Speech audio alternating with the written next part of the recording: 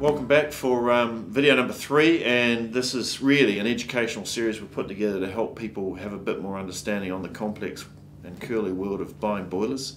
Obviously it makes a huge difference, as we've learned already, between getting the right boiler fitting right. The amount of ongoing costs can be huge compared to greatly reduced if you get the right technology in place. And from what we learned in the previous videos, the technology has come a long way in the last 10-20 years, but one of the big mistakes people make is they're not up to date with what is the technology that is available. So when people are buying a boiler, certainly what are some of the cost swings between getting it right and getting it wrong? You know, if they get the wrong thing, what difference does that make in the ongoing costs, or can it make? What's the bigger ones you're seeing? On a small boiler, say maybe 1.2 megawatt, you know, if you get it wrong, you could be talking $30,000–$40,000 a year. Right, difference. Yep. And then that's in fuel alone, and then we have the electricity costs on top of that again. Right. You take a larger boiler, you know, you could be talking $600,000, $700,000, $800,000 a year. Right. Could be the difference. Okay, so our point is basically get fitted up right, really, isn't it? It's make sure you've got the right boiler for the right job. But look at the options too, you know, like to maximise the efficiency of the boiler, because essentially the capital cost up front, it's a one-off cost. Yep. But look, you know, without spending a lot, you know, in relativity, it's not a lot more money to spec the boiler higher. The cost savings, like the boiler could essentially have a 30-year lifespan.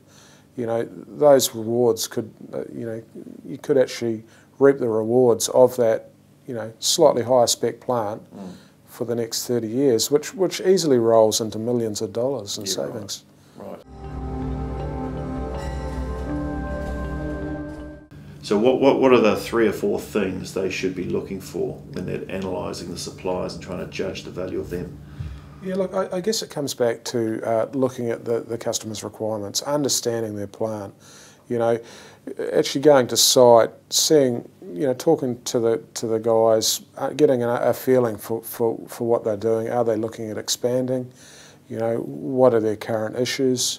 I mean, that's assuming that it is an existing site and they're looking at replacement.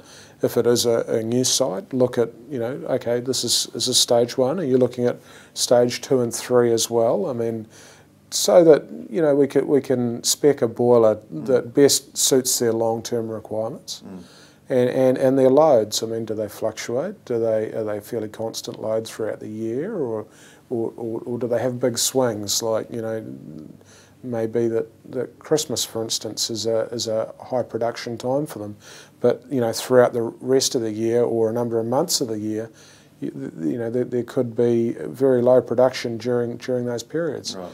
I mean, it could be that, you know, as far as efficiency goes, they're better off having two boilers. You know, one boiler sized for their high demand, so they get the steam output they require, but during the rest of the year they have a smaller boiler which is more efficient for doing their, you know, their reduced load duty.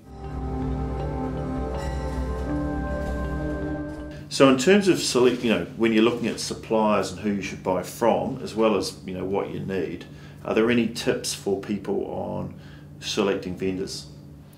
Yeah, sure. I mean, you know, it goes beyond the initial sale, you know, the backup that you get beyond that initial installation and commissioning phase.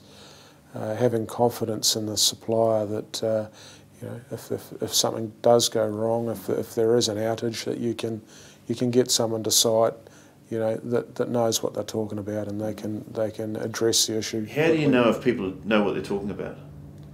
How can you tell?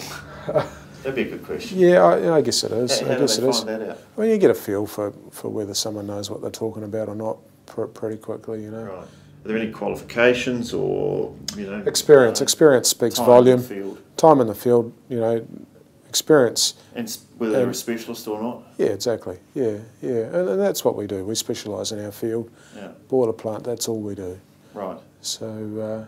whereas other people, what other things? I mean, there's other companies that, you know, they'll do general engineering, and you know, the boiler side of things is, you know, it's a bit of a sideline thing. They might do a few annual surveys a year or a bit of maintenance, you know, but essentially it's not their thing. It's just something they do on the side. it's very hard to build specialist knowledge when you're not touching, this sort of equipment all the time. Right. Brilliant. Hey, thank you, Mr. Brendan, the boiler doctor, and hopefully you got some good tips out of that.